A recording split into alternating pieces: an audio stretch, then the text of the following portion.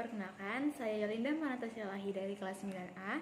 Di sini saya akan mempresentasikan hasil dari tugas proyek informatika, yaitu menjelaskan bagaimana cara komputer bekerja, siklus penyimpanan, dan pengolahan data. Nah, pertama-tama saya akan menjelaskan dulu nih bagaimana konsep dasar dari cara kerja komputer. Pertama sekali, brainware atau yang sering disebut sebagai pengguna akan memasukkan perintah ke dalam komputer dengan menggunakan alat-alat input seperti keyboard, mouse, webcam, ataupun scanner.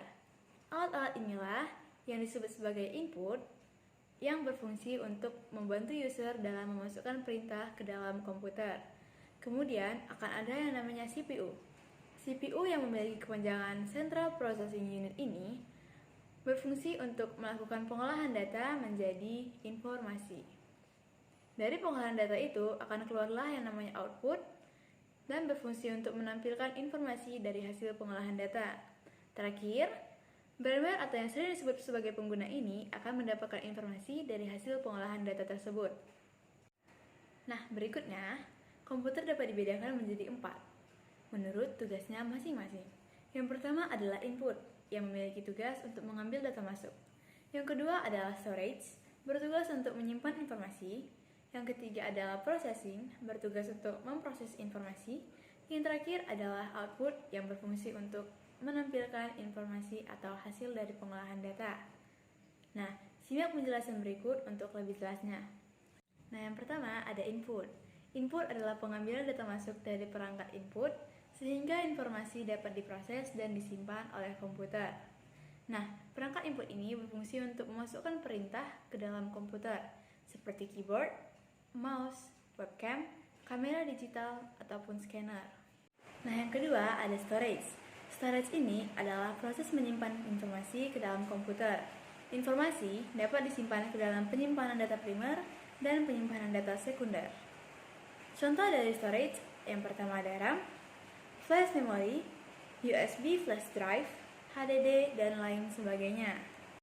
Nah, yang ketiga ada processing, yang artinya memproses data atau informasi sesuai perintah yang telah diberikan.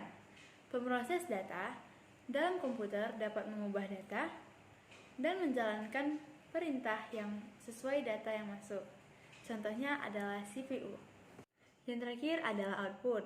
Output ini berfungsi untuk menampilkan hasil dari pengolahan data atau informasi, dan output ini dapat ditampilkan melalui perangkat-perangkat output seperti monitor, speaker, proyektor, dan printer.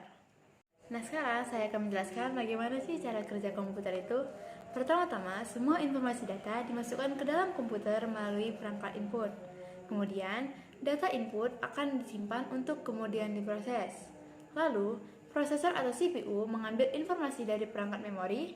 Kemudian, prosesor akan memanipulasi atau mengubah data menjadi serangkaian perintah atau algoritma, dan kemudian mengirimkan semua informasi yang diproses kembali dan disimpan ke dalam memori lagi. Perintah ini berlanjut terus sampai informasi siap menjadi keluaran atau output.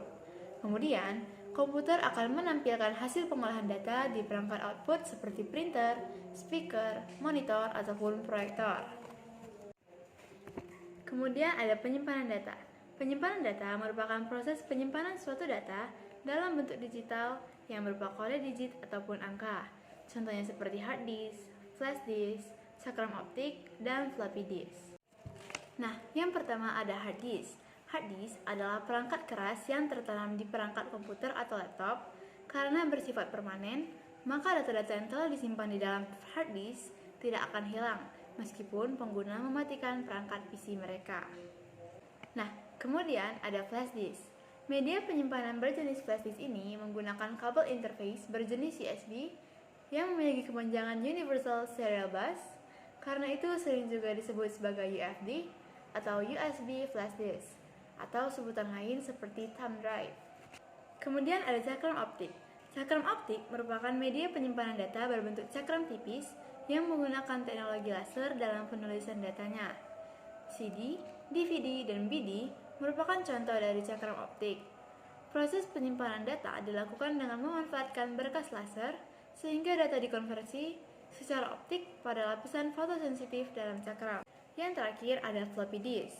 Floppy disk adalah media penyimpanan berbentuk cakram yang terdiri dari media penyimpanan magnetis tipis dan fleksibel, disegel dalam plastik berbentuk persegi atau persegi panjang.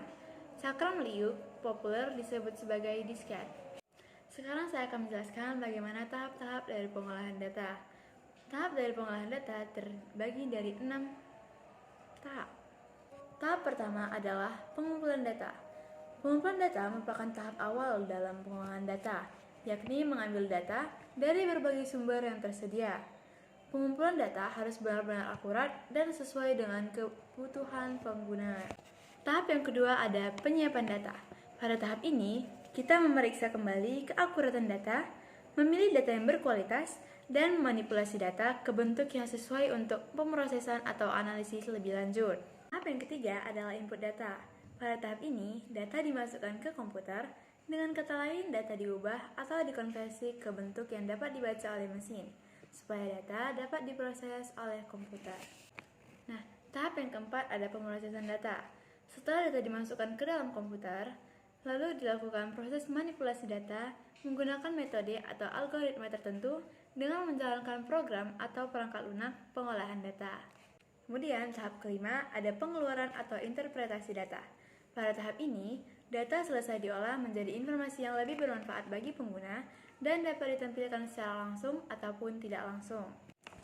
Nah, tahap yang terakhir adalah penyimpanan data. Pada tahap ini, data yang telah diolah disimpan untuk keperluan di masa yang akan datang. Data ini dapat dibuka atau digunakan kembali pada siklus berikutnya sesuai dengan keperluan pengguna. Sekian saja informasi yang dapat saya sampaikan. Terima kasih.